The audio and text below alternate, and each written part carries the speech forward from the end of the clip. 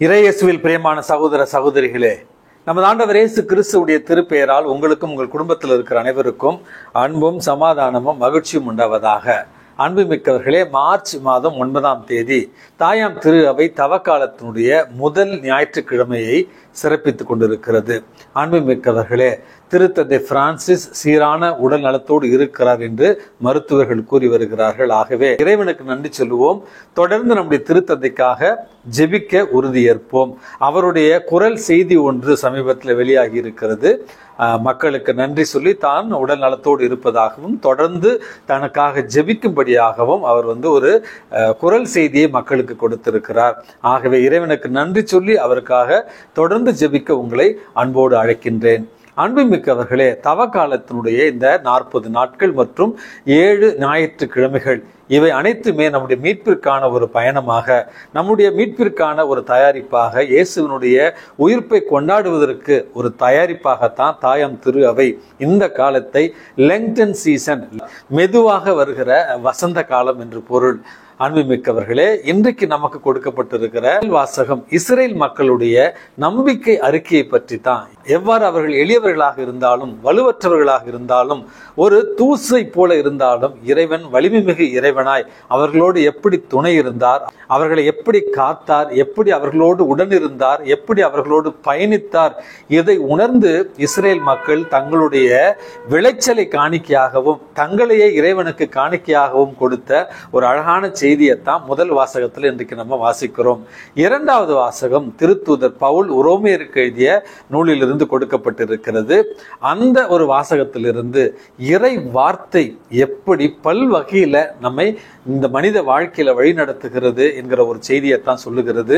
மூன்றாவதாக கொடுக்கப்பட்டிருக்கிற நற்செய்தி வாசகம் லூக்கா நற்செய்தியில நமது ஆண்டவர் இயேசு கிறிஸ்துவனுடைய அவருடைய பொது வாழ்விற்கு முன்பாக நடந்த 2 முக்கியமான நிகழ்வுகளை நமக்கு இன்றைக்கு கொடுக்கின்றன. முதலாவது நமது ஆண்டவர் இயேசு கிறிஸ்துவனுடைய திருமுழுக்கு. அந்த யோர்தான் நதிக்கரையில திருமுழுக்கு யோவான் கைகளால் திருமுழுக்கு பெற்று நமது ஆண்டவர் இயேசு கிறிஸ்து கரையேறி வருகிற நேரத்துல தமத்திருத்துவத்தினுடைய ஒரு அங்கீகாரத்தை தான் இன்றைக்கு அந்த முதல் நிகழ்வுல இன்றைக்கு நம்ம பார்க்கிறோம்.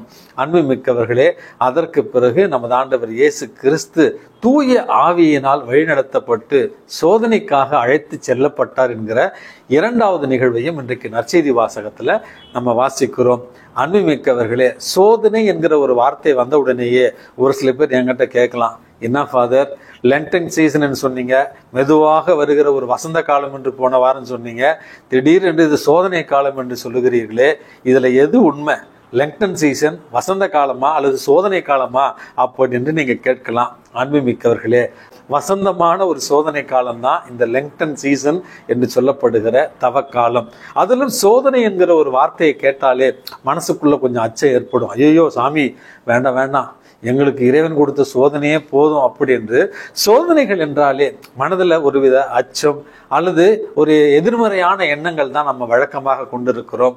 அன்பு மிக்கவர்களே, முதல் வாசகம் இஸ்ரேல் மக்களுடைய நம்பிக்கை அறிக்கையை கூறுவது போல எவ்வளவு கஷ்டத்தில் இருந்தோம், எவ்வளவு அடிமைத்தனத்தில் இருந்தோம், எவ்வளவு எளிய மக்களாக இருந்தோம், இருந்தாலும் இறை பிரசன்னம் அவருடைய வலிமை மிகு கரம் எங்களை வழிநடத்தியது அப்படி என்று தங்களையும் தங்களுடைய அறுவடையும் காணிக்கையாக கொடுக்கிற அந்த மக்கள் தங்களுடைய நம்பிக்கையை அறிக்கையாக இன்றைக்கு அறிவிக்கின்றார்கள். நமது ஆண்டவர் இயேசு கிறிஸ்து கூட இந்த சோதனையின் வாயிலாக தன்னுடைய நம்பிக்கையை தான் அறிக்கையாக நமக்கு கொடுக்கிறார்.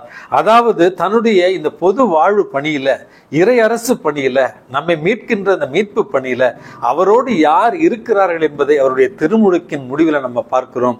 இவரே அன்பார்ந்த மகன் என்று தந்தையாகிய கடவுளும் தூய ஆவியாரும் தன்னோடு உடன் இருக்கிறார்கள் என்பதை நமது ஆண்டவர் இயேசு கிறிஸ்து இன்றைக்கு உறுதிப்படுத்துகிறார். அதற்கு பிறகு அவருக்கு வருகிற அந்த சோதனையில, இந்த சோதனைகள் இருந்தாலும் இறை நம்பிக்கை, இறைவனுடைய பிரசன்னம், இறை வார்த்தையின்படியான ஒரு வாழ்வு சோதனைகளை முறியடிக்க நமக்கு உதவும் என்பதையும் நமது ஆண்டவர் இயேசு கிறிஸ்து இன்றைக்கு மிக தெளிவாக எடுத்துரைக்கிறார். அன்புமிக்கவர்களே, இன்றைக்கு நமக்கு கொடுக்கப்பட்டிருக்கிற அந்த 3 சோதனைகள், இயேசு 3 வகையில சாத்தானால் சோதிக்கப்படுகிறார். அன்புமிக்கவர்களே, சாத்தான் என்பது ஒரு உருவகம், அதாவது கடவுளுடைய திட்டத்திற்கு நமக்கு தடையாய் இருப்பது அனைத்துமே சாத்தான் என்பதை இன்றைக்கு நம்ம புரிந்து கொண்டு நமது ஆண்டவர் இயேசு கிறிஸ்து 3 நிலைகளில் இன்றைக்கு இந்த சாத்தானால் சோதிக்கப்படுகிறார்.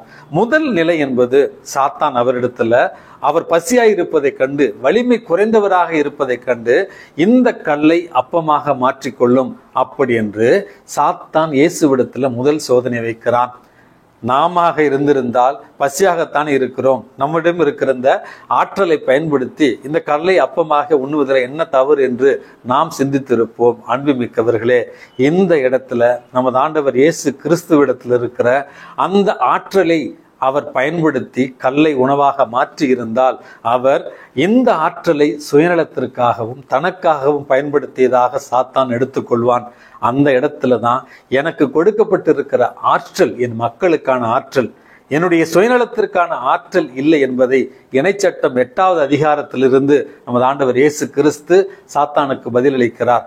மனிதன் அப்பத்தினால் மட்டுமன்று கடவுளுடைய வார்த்தையால் உயிர் வாழ்கிறான் என்று அந்த சோதனையை இந்த இடத்துல நமது ஆண்டவர் இயேசு கிறிஸ்து முறியடிக்கிறார்.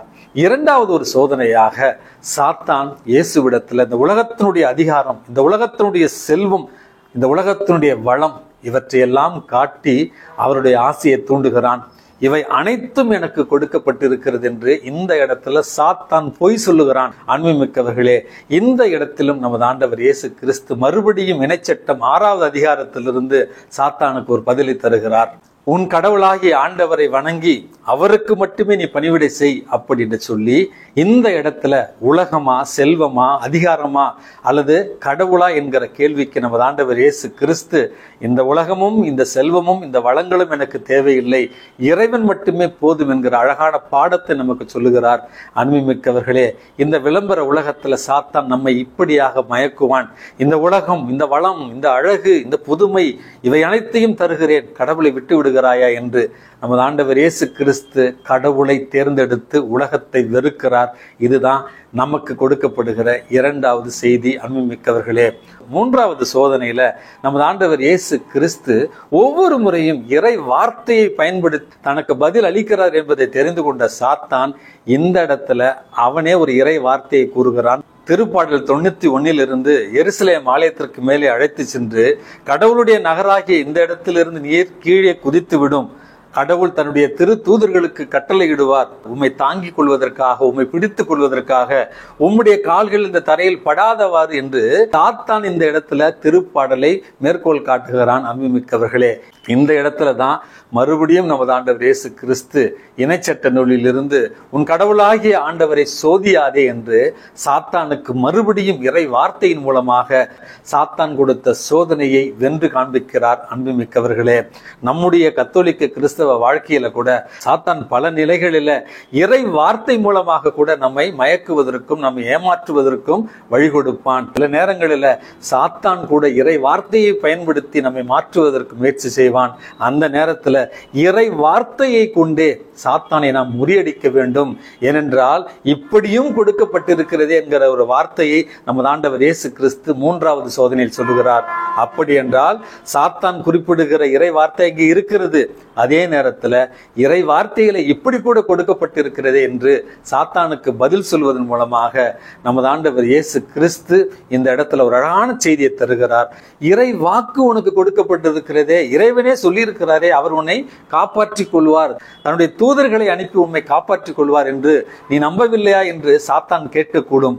அந்த இடத்துல தான் உன் கடவுளாகிய ஆண்டவரை சோதியாதே என்று சொல்லி கடவுளுடைய வாக்கு தத்தங்கள் மீது நம்பிக்கை வைத்திருக்கிற தன்னை சந்தேகிக்க தூண்டுகிறான் என்று தான் இந்த இடத்துல நமது ஆண்டவர் இயேசு கிறிஸ்து சாத்தானை என்னை சோதியாதே என்று சொல்லுகிறார். அன்புமிக்கவர்களே, நம்முடைய அன்றாட வாழ்க்கையில பல நேரங்களில் சாத்தானை இறை வார்த்தையை பயன்படுத்தி கடவுளை நம்பாதே, இப்படியெல்லாம் உனக்கு செய்கிறேன் என்று சொன்னாரே, இப்படியெல்லாம் உன்னை வளப்படுத்துவேன் என்று சொன்னாரே, இன்னைக்கு உன்னை சோதிக்கிறாரே என்று கடவுள் மீது இருக்கிற நம்பிக்கையை சந்தேகப்படுத்துகிற ஒரு வேலையைத்தான் சாத்தான் இன்றைக்கு செய்வான். இவற்றில நம்ம கவனமாக இருக்க வேண்டும். இறை வார்த்தையை வாசிக்க வேண்டும். இறைவனுக்கு நம்முடைய அன்றாட வாழ்வினால் நம்பிக்கை அறிக்கையை நம்ம வெளிப்படுத்த வேண்டும். நமது ஆண்டவர் இயேசு கிறிஸ்துவை போல நம்முடைய ஆன்மீக வாழ்வில் ஏற்படுகிற சோதனைகளை வென்றிட இறை வார்த்தையின் மூலமாக சாத்தானை நாம் வென்றிட வேண்டும். அதற்கு இறை வார்த்தையை நாம் வாசிக்க வேண்டும் என்கிற அழகான செய்தியைத்தான் இன்றைய நற்செய்தி வாசகம் நமக்கு அறிவுறுத்துகிறது. ஆகவே அன்புமிக்கவர்களே, இந்த 40 நாளும் இறை வார்த்தையை வாசித்து இறை வேண்டலோடு கூடிய நோன்போடு நாம் ஜெபிக்கிற பொழுது நிச்சயமாக இறைவன் நம்மையும் நம்முடைய குடும்பங்களையும் ஆசீர்வதிப்பார், நம்மை வழி நடத்துவார் என்கிற நம்பிக்கையோடு இறை வார்த்தையின் வழி நம்முடைய வாழ்வை அமைப்போம். எல்லாம் வல்ல இறைவன் தந்தை, மகன், தூய ஆவி உங்களையும் உங்கள் குடும்பத்தில் இருக்கிற அனைவரையும் நிறைவாக ஆசீர்வதித்து பாதுகாத்து வழி நடத்துவாராக. ஆமென்.